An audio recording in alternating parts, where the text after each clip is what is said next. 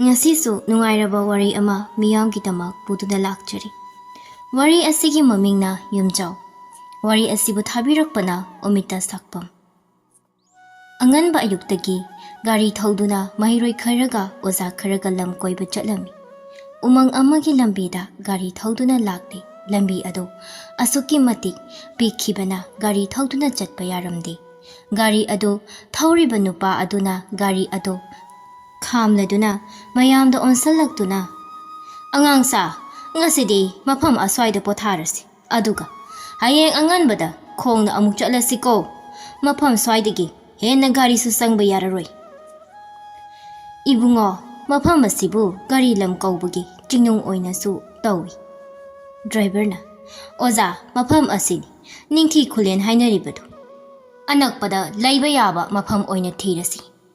Asi haiduna mafam aduaida ngasi nongmagi laiba yaba mafam ama thirami. Asum lakpada yum ama khak thengnarami.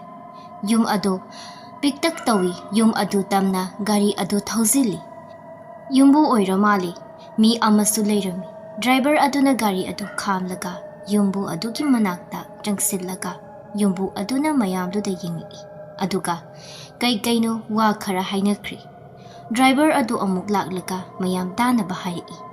Mayam kumtharo ngasigidi khuragi yumsida oina lelasi. Hayeng no nganbaga amuk chatnaba. Hairamlaga driver adu mamai othoktuna chatpa hawkri. Mayamsu loina kumthanari. Yum adusu mapandagi yengbadadi pikpa mali. Adubu manung changakpadadi yamna chawba YUMJAO amu oiramli. Yum adusu mathak makha saba yumni. Mathakta oina mayam pulap kakhatlakli. Mayam dusu lambi lamsang gari tongduna lakpagi wanarabani. Aduna makhoi wangangba phok tanari. Ngahak tumin lainay aduga mayam maraktagi amana wa hawdorei. Sankar kaino yumdi chawi aduga ahan simatanda lairi zalo kanamta udine. Wangthoina khangde nang ama ngasaidagi duda kok thada leiro. Sankar na amu adudi natte nangzu. Driver na ai khoi nupa sing aso makhada leiraga nupi noina sida leiro. Chakti makhada thongdoni. Hairamlaga amuk kumthakri.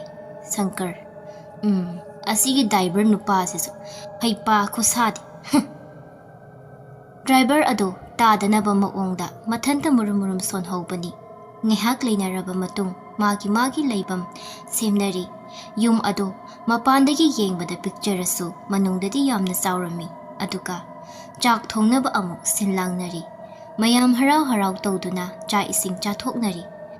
Tumbasu ngali ngeha isay saknasi hainaduna mayam ado isay saknari. Mayam maraktagi sayana notebook amana konsinduna lauri.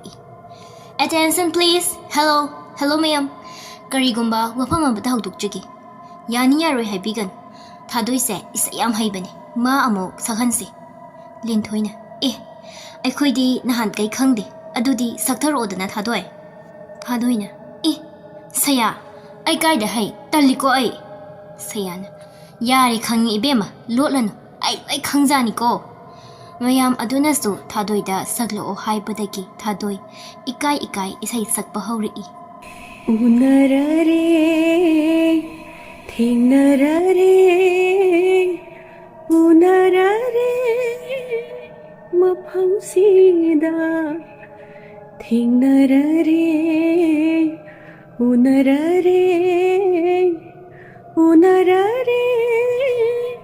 maphamsida miyoi bagi mingdangasi kayamasu nokmindare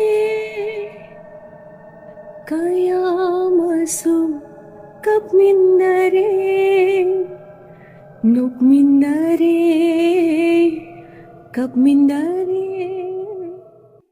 Thadoina isay saklingay matam aduda nakan amaromdagi thadoigi matung inaduna surta na isay sakbagi makon ama mayam aduna tarami.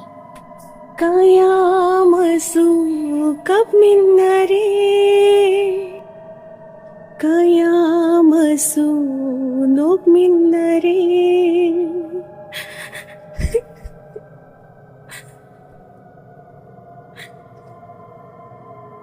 ꯑꯍꯥꯟꯕꯗꯗꯤ ꯃꯈꯣꯏ ꯃꯌꯥꯝ ꯇꯥꯔꯤꯕ ꯈꯣꯟꯖꯦꯜ ꯑꯗꯨ ꯀꯔꯤꯁꯨ ꯈꯟꯖꯤꯜꯂꯝꯗꯦ ꯑꯗꯨꯕꯨ ꯑꯁꯨꯝ ꯇꯥꯁꯤꯜꯂꯛꯄ ꯑꯗꯨꯗꯗꯤ ꯀꯔꯤꯅꯣ ꯈꯟ ꯃꯌꯥꯝ ꯑꯗꯨ ꯈꯣꯟꯖꯦꯜ ꯑꯗꯨꯗ ꯃꯨꯟꯅ ꯇꯥꯔꯤ ꯑꯗꯨꯒ ꯃꯈꯣꯏ ꯃꯁꯦꯟꯁꯨ ꯑꯃꯨꯛ ꯌꯦꯡꯅꯔꯤ ꯁꯌꯥꯅ ꯊꯥꯗꯣꯏ ꯃꯌꯥꯝ ꯄꯨꯝꯅꯃꯛ ꯁꯌꯥꯅ ꯈꯪꯂꯥꯎ ꯂꯥꯎꯔꯛꯄ ꯑꯗꯨꯗ ꯈꯪꯄ꯭ꯔꯦꯛ ꯈꯪꯏ ꯑꯗꯨꯒ ꯃꯈꯣꯏ ꯄꯨꯝꯅꯃꯛ ꯁꯌꯥꯗ ꯃꯤꯠꯌꯦꯡ ꯇꯥꯔꯛꯏ ꯊꯥꯗꯣꯏꯁꯨ ꯏꯁꯩ ꯁꯛꯂꯝꯕꯗꯨ ꯆꯞ ꯂꯦꯞꯄꯤ ꯑꯗꯨꯒ ꯀꯔꯤ ꯇꯧꯔꯒꯦ ꯁꯌꯥ ꯉꯥꯎꯔꯕꯣ ꯑꯗꯨꯛ ꯌꯥꯝ ꯀꯟꯅ ꯂꯥꯎꯈꯠꯂꯛꯏꯗꯨꯕꯣ ꯁꯌꯥꯅ ꯍꯥ ꯀꯩꯁꯨ ꯇꯧꯗꯦ ꯊꯥꯗꯣꯏ ꯃꯥꯗꯤ ꯇꯥꯗꯕ꯭ꯔꯥ ꯈꯪꯗꯦ ꯈꯣꯟꯖꯦꯜ ꯑꯗꯨ ꯀꯔꯤꯁꯨ ꯅꯥꯆꯨꯡꯗꯕ ꯃꯈꯩ ꯏꯁꯩ ꯃꯈꯥ ꯇꯥꯅ ꯁꯛꯂꯛꯏ ꯍꯟꯗꯛꯁꯨ ꯊꯥꯗꯣꯏꯒꯤ ꯃꯇꯨꯡ ꯏꯟꯅꯗꯨꯅ ꯏꯁꯩꯗꯨ ꯑꯃꯨꯛꯀꯁꯨ ꯁꯛꯂꯛꯏ ꯃꯌꯥꯝ ꯃꯔꯛꯇꯒꯤ ꯑꯃꯅ ꯇꯥꯔꯤꯕ ꯈꯣꯟꯖꯦꯜ ꯑꯗꯣꯝꯗ ꯃꯀꯣꯛ ꯊꯥꯡꯒꯠꯇꯨꯅ ꯀꯅꯥ ꯂꯩꯕꯅꯣ ꯈꯟꯅ ꯀꯣꯏꯂꯩ ꯂꯩꯗꯨꯅ ꯌꯦꯡꯂꯤ ꯑꯗꯨꯕꯨ ꯀꯅꯥꯁꯨ ꯎꯗꯦ ꯌꯨꯝꯕꯨ ꯑꯗꯨꯅ ꯏꯆꯥꯁꯥ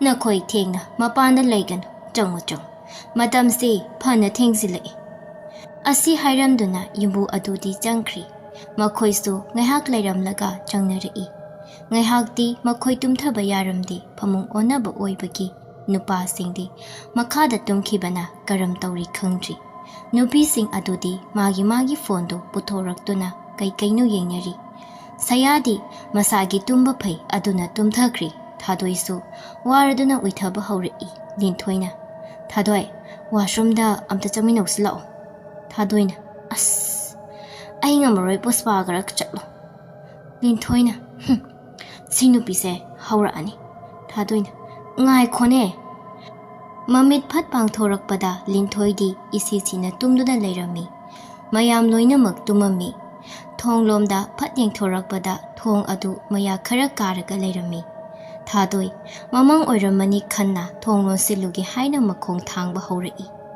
ꯊꯣꯡ ꯂꯣꯟꯒꯦ ꯍꯥꯏꯅ ꯇꯧꯕꯗ ꯁꯌꯥꯗꯣ ꯇꯨꯃꯤꯟ ꯇꯥꯁꯤꯟꯗꯨꯅ ꯐꯝꯃꯤꯕꯗꯨ ꯎꯕꯗ ꯁꯌꯥꯒꯤ ꯃꯅꯥꯛꯇ ꯇꯞꯅ ꯆꯪꯉꯛꯑꯒ ꯐꯝꯊꯔꯛꯏ ꯑꯗꯨꯒ ꯁꯨꯡꯌꯦꯡ ꯌꯦꯡꯗꯅ ꯍꯥꯏꯔꯛꯏ ꯊꯥꯗꯣꯏꯅ ꯑꯁꯨꯛ ꯌꯥꯝ ꯊꯦꯡꯉꯀꯥꯟꯁꯤꯗ ꯀꯩꯗꯧꯔꯝꯃꯤꯅꯣ ꯁꯌꯥꯅ ꯇꯨꯝꯕ ꯌꯥꯗ꯭ꯔꯤ ꯊꯥꯗꯣꯏ ꯊꯦꯡꯉꯤ ꯃꯅꯨꯡ ꯆꯪꯁꯤ ꯂꯥꯛꯑꯣ ꯃꯅꯨꯡꯗꯣ ꯌꯥꯝ ꯁꯥꯏ ꯑꯣꯝꯆꯥꯛꯅꯩ ꯅꯪ ꯇꯨꯝꯅꯤꯡꯂꯗꯤ ꯆꯪꯉꯨ ꯑꯩꯗꯤ ꯃꯈꯥꯗ ꯀꯨꯝꯃꯛꯈꯤꯒꯦ ꯊꯥꯗꯣꯏꯅ ꯀꯩꯅꯣ ꯑꯁꯤ ꯅꯨꯄꯤꯁꯤꯅ ꯑꯁꯨꯛ ꯌꯥꯝ ꯊꯨꯅ ꯆꯠꯈ꯭ꯔꯤꯁꯤꯅ ꯀꯥꯟꯗꯦ ꯑꯩꯁꯨ ꯐꯤ ꯑꯃ ꯂꯧꯊꯣꯛꯈꯤꯒꯦ ꯑꯗꯨꯒ ꯃꯁꯥꯁꯦ ꯈꯨꯝꯕꯤꯒꯦ ꯑꯁꯤ ꯍꯥꯏꯗꯨꯅ ꯊꯥꯗꯣꯏ ꯃꯌꯥꯝꯒꯤ ꯃꯔꯛꯇ ꯆꯪꯉꯛꯄꯅꯤ ꯑꯗꯨꯕꯨ ꯉꯛꯂꯤꯕꯗꯤ ꯁꯌꯥꯗꯤ ꯅꯤꯡꯉꯥꯏꯗꯅ ꯇꯨꯝꯂꯝꯃꯤ ꯊꯥꯗꯣꯏ ꯃꯁꯥꯗꯣ ꯁ꯭ꯋꯥꯏ ꯂꯥꯎꯏ ꯀꯔꯤꯅꯣ ꯍꯧꯖꯤꯛꯇ ꯃꯈꯥꯗ ꯀꯨꯝꯈ꯭ꯔꯒ ꯁꯤꯗ ꯑꯃꯨꯛ ꯇꯨꯝꯂꯝꯃꯤꯁꯤꯅ ꯑꯁ ꯀꯩꯅꯣꯝꯅꯤ ꯁꯤꯗꯤ ꯅꯣꯡꯉꯥꯟꯗꯧꯁꯤꯅ ꯀꯌꯥꯝ ꯋꯥꯠꯂꯤꯕ ꯖꯥꯠꯅꯣ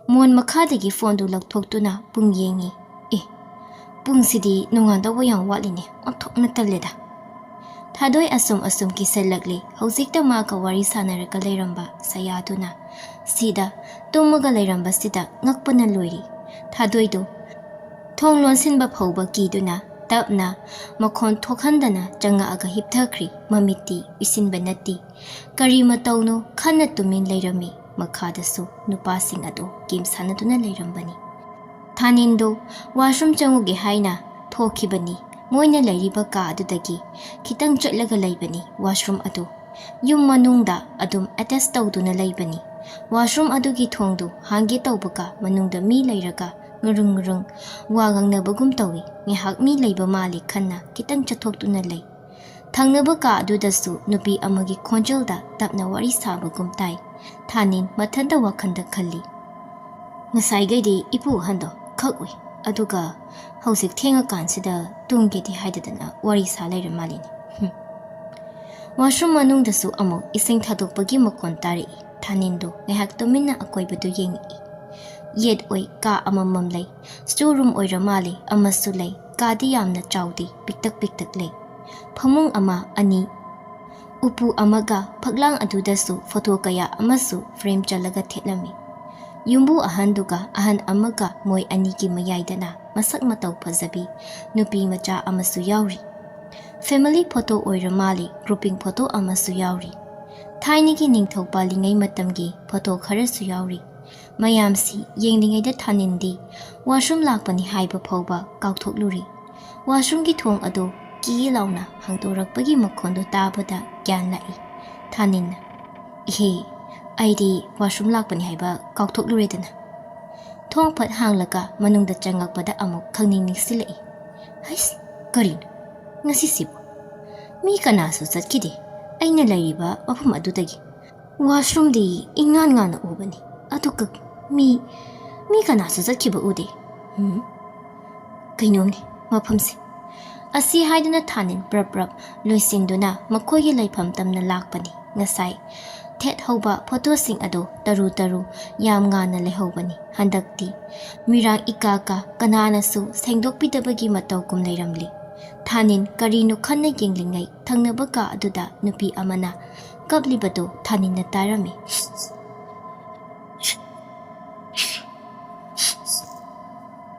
Khonzen ado tabada Thanin yamna hainadaba ama phawi Job leplaga leirambadagi ka ado tamna lakpani Thong ado hangdokki haina padar ado haidokpaga taram liba makon ado tumin leikri Thanin pukningda khali kain taurisibo jani he kapi khokapsiga butnaga kapamai mal haba Asi haiduna Thanin amuksu chatlagi haina makong thangba he khaurakpaga Mathak lomda nupi singni leiriba ka adomda mayam no khebagi makon amuk dari kain Moin hausi pok tumdrisina asuk yam thenga kansida noi thokpa tawroibo migi yumsida mayum dawna nupin as mai jisu amuk mutkhrini Thanin o Thanin ibo nang amambasida migi kada changura mali aidi pelabani he phone su pura khaude kamai chini aidi as fareda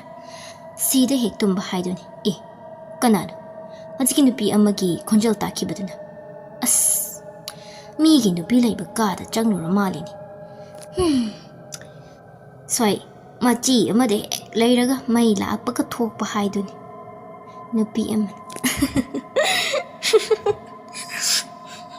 Thaninna Kanano khangni ne he kari khunok chanok no e kanagi khuno lengbansida muk thami isina kanano nakuto lathone he hainade koyam Thanin magi lengbanda khut amana pairakpa aduda yamkina lengbandagi khut ado makhutna nalai adubu Thaninna thengakpadati khut oiramdri umakak ama oiramli Thanin sordo amuktang sana honthai mana wakhan khanjinbai oiramgani khandoi kadudagi hendana ma tumin daisallaga phammi asomdana kamdauri nupi mayam ado loine tumthanari adubu thadoidi tumthaba yadri masadu kibana suloiri Kiragana heli haibaduni khangningbasi ngasaiga makhada kumthakibado kana oirikapa haina mahak adum khanduna ta leiri tabna khong thangba haurakli aduga ngasai thingjin khidraba thong adu hangdokladuna makhada makhong adu thangduna kumthaba haurai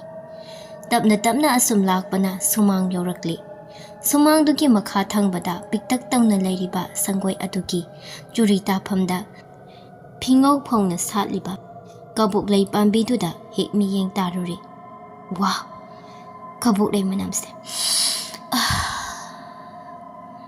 manakta changsilugit he manakta changsila aga kabuk lay manam ado mamit isiladuna sorsang honjiladuna manamdo nungsina nami mamitap na pangthorakpada mamangda mi ama samaga jatphibaki samin phangi Kanano haiduna koilay layduna yengi adubu kanasu ude soro lauba makhon amadi adum tari hinkol adomda changkhibagum tawri hinkol adusu napi yam songi mi lainadaba amagum kuina sengdokpidabagi napido iwangwangi thadoi karisu na chungdana hinkolgi napi marakta munna yengduna lay masa khangda khongthangba haurai Hinkol matonda laiba pukri macha adomda karigumba lausin pham khangdaba makhon amasu tai Lao nangbuni aina nga ibase Lao Nagangi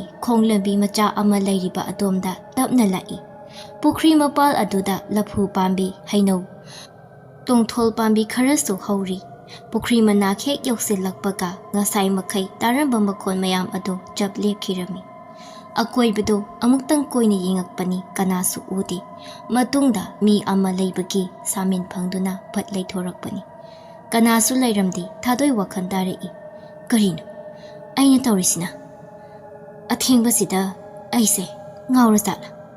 Yumlomda onsillaga khongthangba haurakpani. Adubu mamai leithorakpada mamang magdada masamana ipha angauba phizol setpa. Sakpham kairabi nupi ama. Lepambado ubada khamprekhang. Ima nang kanano? Nupi adusu thadoida mamit imuk ngangne yengduna leirami.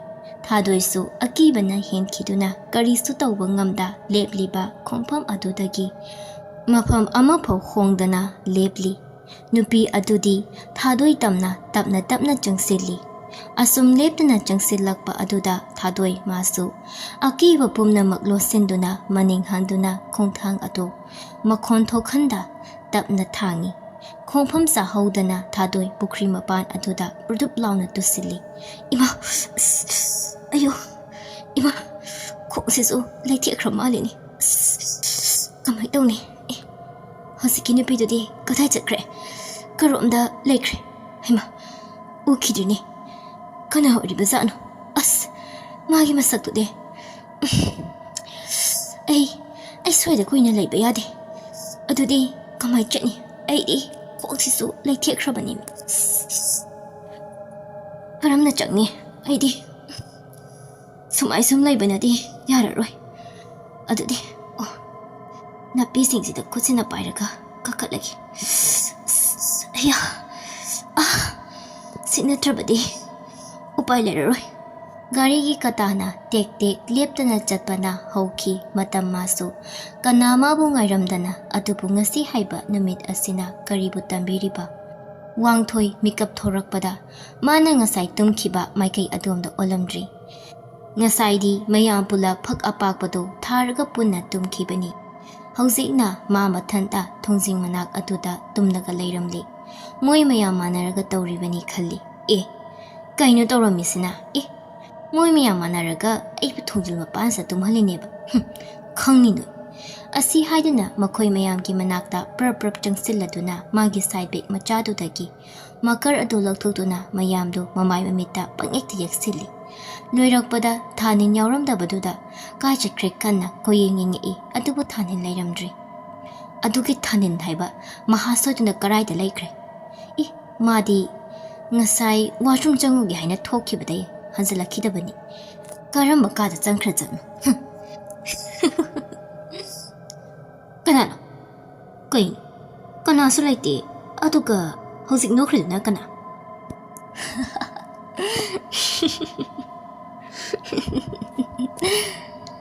Kaino ni? Aiki tawiko. Sumai sum leibanadi kanaroi. Mayamse amtawdokhi aduga kari tawba haido khanaraki.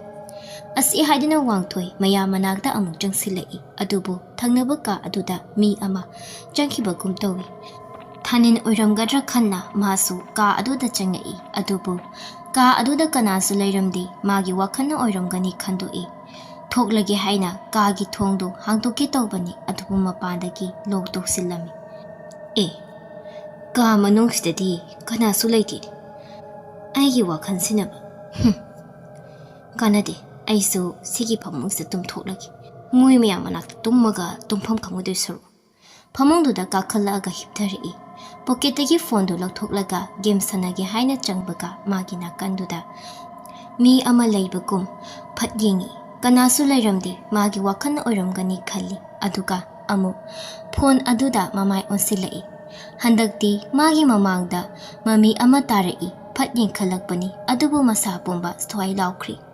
Nupi amagi pibam soklaba mamaidi phasana ugi phangdi masam mana isang sangba ama chap leplaga magi mamang magdada lepadudi wa amata ngangbang ngamkhidri kibana suloiri ima haina fau lawba ngamdri wadi ngangda tumin yengduna lei tapna magi manakta changsilaktuna nupi aduna ngaksammet pa haurai.